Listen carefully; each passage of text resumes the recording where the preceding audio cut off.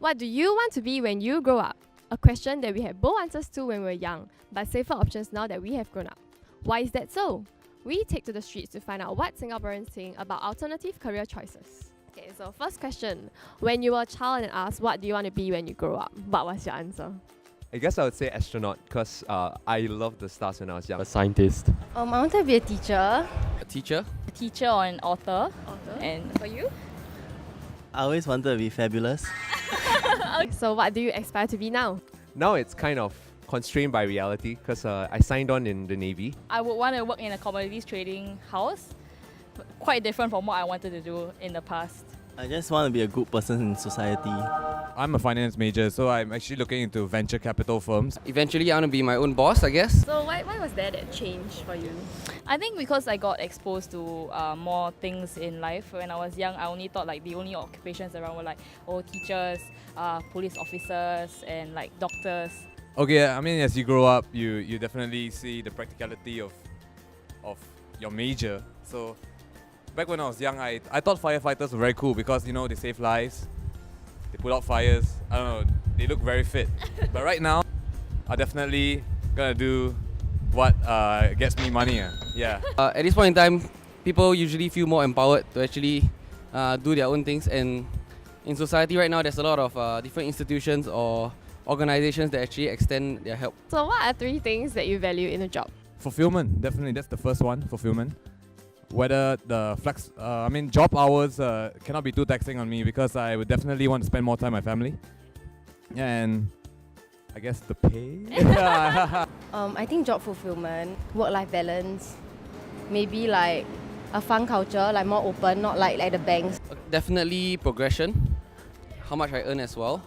But I think more importantly is whether I enjoy the process of working or not. So off the top of your head, what are some jobs that you think are unconventional?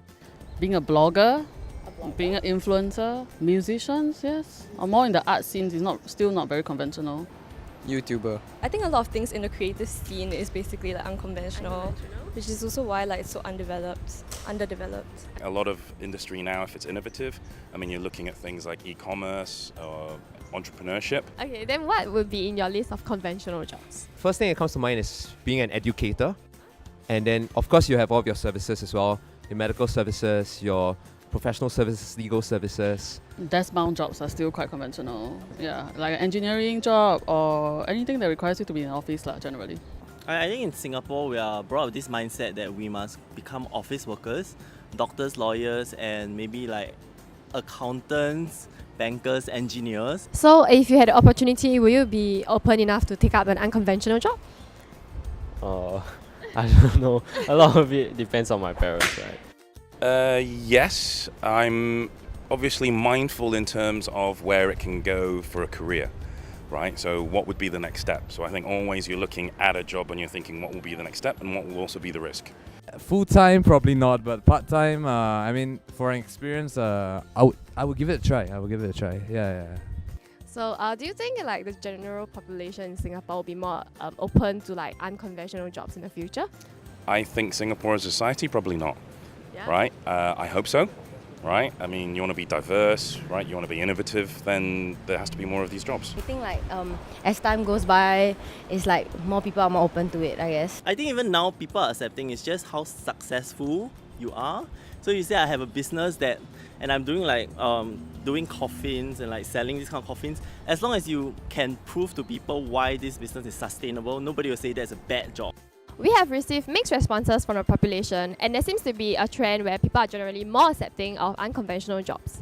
Interestingly enough, the younger generations are the one more set in taking up conventional jobs due to job stability and security, while the older generation thinks that these unconventional jobs are becoming more commonplace. What do you think? Tell us your thoughts in the comment section down below.